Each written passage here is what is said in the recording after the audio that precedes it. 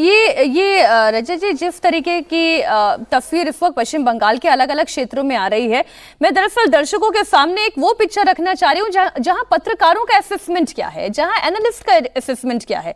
6 बजे के बाद तो एग्जिट पोल के रिजल्ट भी आने शुरू हो जाएंगे और उसके बाद तो कहानी अलग होगी।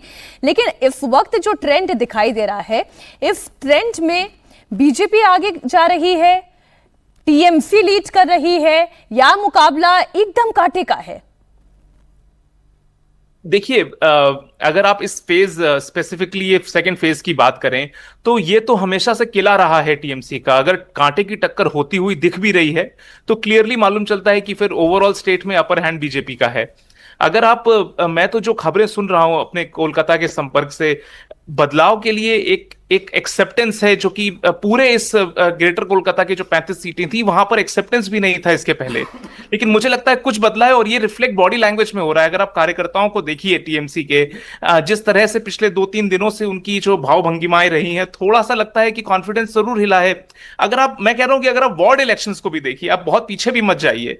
जब तृणमूल सरकार की पूर्ण बहुमत की सरकार थी और लोकल बॉडी इलेक्शन हुए कलकत्ता में, तो कितने सारे वार्ड भवानीपुर के करीब 8-9 वार्ड में से 5 वार्ड बीजेपी ने जीते थे। तो कोई बहुत आश्चर्य कर देने वाली घटना नहीं होगी अगर दीदी स्वयं हार जाए अपना चुनाव।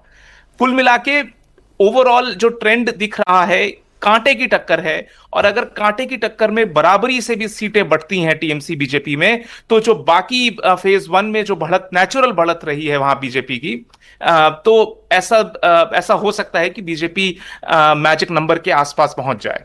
नहीं तो फिर ये दत्ता साहब होगा कैसे? मैं तो क्योंकि 2021 के नतीजों के आधार पर ही एसेस करने की कोशिश कर रही हूं। हाँ, एक ट्रेंड जरूर दिखाई दे रहा है कि 2021 में मतदाता बोलता नहीं था।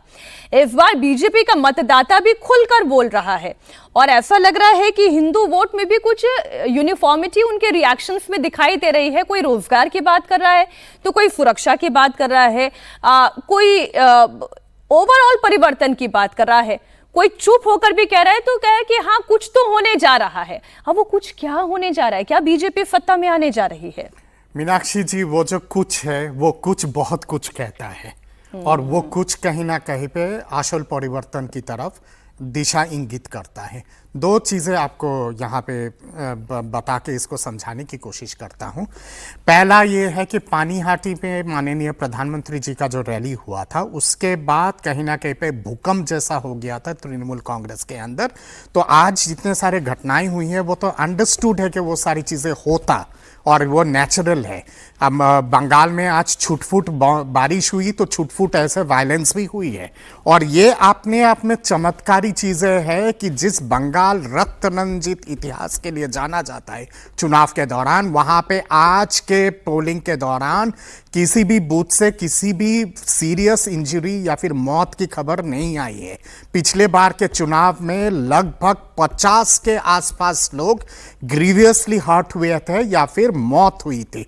ये अपने आप में एक बहुत महत्वपूर्ण चीज़ है और इसके लिए मैं बधाई देता हूं सेंट्रल पैरामिलिट्री फोर्सेस को और चुनाव आयोग को कि जिस हिसाब से लामबंदी की है उसके चलते सारे जितने सारे गुंडे हैं सबकी हवा निकल गई है। ये कौन सा लॉजिक होता है कि बीजेपी के सारे जो है वो एंटी सोशल है और आपके जितने सारे हैं वो तो फूल चंदन वाले हैं ना, मतलब कि एकदम संत महात्मा है। दीदी की 2 बातें मैं यहाँ पे उल्लेख करता हूँ। एक, उन्होंने एक रैली के दौरान कहा था कि अगर तृणमूल रही तो फिर मुलाकात होगी, जोदी तृणमूल थाके आबार देखा होबे, ये उनका शब्द है और पब्लिक मीटिंग पे ये बात बोली।